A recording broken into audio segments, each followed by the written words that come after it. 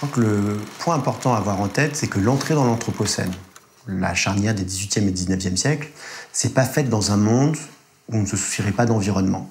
On aurait détruit l'environnement, on se serait industrialisé, on aurait pollué, on aurait produit sans s'en rendre compte, comme si ça comptait pas. Ça, c'est vraiment une idée à laquelle il faut tordre le cou. Je vais vous donner un exemple.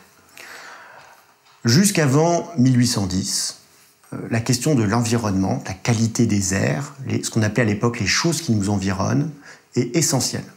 Pourquoi ? Parce que la médecine de cette époque, pour expliquer les épidémies, pour expliquer la santé des populations, recourt à des causes environnementales. Suivant la doctrine médicale de l'époque, en altérant l'air, par des fumées, par des exhalaisons, par des choses qui sentent mauvais, par des miasmes, on peut produire des maladies et même produire la dégénérescence de la population. Parce que ces maladies, après, elles peuvent se transmettre de parents à enfants. Donc c'est quelque chose de très très grave. Et donc, dans ce contexte-là, les institutions, les gouvernements, et surtout en ville, la police, se préoccupent d'environnement au premier chef. C'est vraiment quelque chose de très important pour eux. Et par exemple, à Paris, la police parisienne vérifie chaque jour que les artisans n'émettent pas trop de fumée, ne laissent pas couler des liquides nauséabonds dans la rue. Dans ce contexte-là, l'industrialisation est très problématique. Pourquoi ? Parce que les entrepreneurs, ce qu'ils craignent par-dessus tout, c'est l'incertitude. Ils veulent être sûrs que s'ils investissent beaucoup d'argent dans des usines qui coûtent cher, ils soient protégés de ces interférences, des riverains qui se plaignent ou de la police qui pourrait les interdire.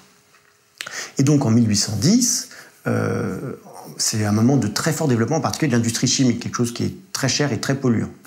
En 1810, le gouvernement de Napoléon passe un décret qui, justement, garantit l'entrepreneur, qui garantit le fait qu'une fois qu'il a obtenu l'autorisation, donc on va faire intervenir des experts, l'administration va donner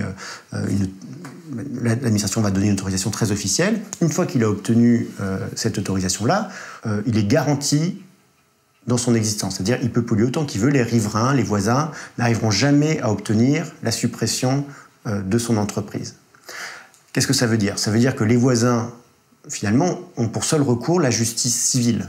Et ce qu'ils vont pouvoir faire, c'est poursuivre les entrepreneurs dans des tribunaux civils. Mais les tribunaux civils ne peuvent pas casser une autorisation administrative. Ils peuvent simplement accorder des dommages financiers, pécuniaires, pour effectivement les nuisances industrielles, les pollutions, la destruction des récoltes, etc. Qu'est-ce que ça veut dire ? Ça veut dire qu'entre le XVIIIe siècle et le XIXe siècle, au début de la révolution industrielle en France, on passe d'une situation où l'environnement est extrêmement important dans le travail de la police, où la police avait l'habitude en ville d'interdire les artisans ou les industriels qui polluaient trop, à une situation où l'environnement est beaucoup moins important parce que finalement c'est simplement un objet de compensation financière. On peut compenser pour les dommages matériels que subissent les riverains des usines. Dans ce contexte-là, il y a encore une entrave de taille à l'industrialisation, c'est la doctrine médicale dont je vous ai parlé au début, la doctrine médicale selon laquelle l'environnement est le déterminant crucial de la santé des populations. Il a fallu contourner, ou en tout cas réfuter même peut-être cette théorie par d'autres théories. Et c'est aussi dans ces années-là, après 1810, que des médecins et des chimistes qui sont très proches des milieux des industriels, qui travaillent même dans le système d'autorisation lié au décret de 1810. Ces médecins et ces chimistes vont étudier les causes de la mortalité, les causes de la longévité, en insistant bien plus sur la richesse, sur les causes sociales, que sur l'environnement. Ils vont étudier de manière très précise la mortalité dans les différents quartiers de Paris, en montrant que, en fait, plus on est riche, plus on vit longtemps. Et ça va donner un argument très fort au gouvernement français pour le conforter dans sa politique industrielle. Les usines peuvent polluer peuvent sentir mauvais, peuvent être incommodes, mais finalement elles vont produire un peuple plus riche, plus prospère, une plus grande prospérité économique et à terme un peuple en meilleure santé. Donc une fois qu'on raconte l'histoire comme ça, on voit que finalement l'histoire du début de l'Anthropocène, c'est pas l'histoire d'une sorte de transformation inconsciente du mode productif qui aurait détruit l'environnement.